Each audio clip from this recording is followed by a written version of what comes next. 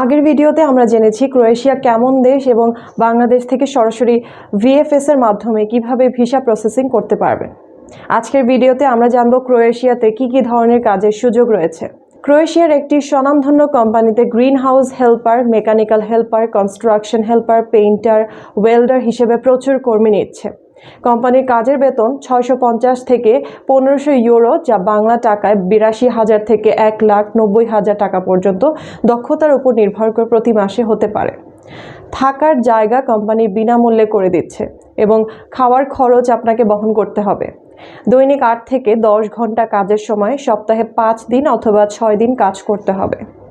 কাজের পোশাক এবং কাজের জন্য প্রয়োজনীয় যন্ত্রাংশ কোম্পানি আপনাকে দিবে। কাজের জন্য আপনার বয়সসীমা সর্বোচ্চ 21 থেকে 50 বছর পর্যন্ত হতে হবে। আপনার বয়স যদি 21 থেকে 50-এর মধ্যে থাকে তাহলে আপনি আবেদন করতে পারবেন এবং ইংরেজিতে দক্ষতা থাকতে হবে। নারী পুরুষ উভয়ে আবেদন করতে পারবেন। ভিসা প্রসেসিংয়ের সর্বমোট সময় লাগবে 4 থেকে 5 মাস।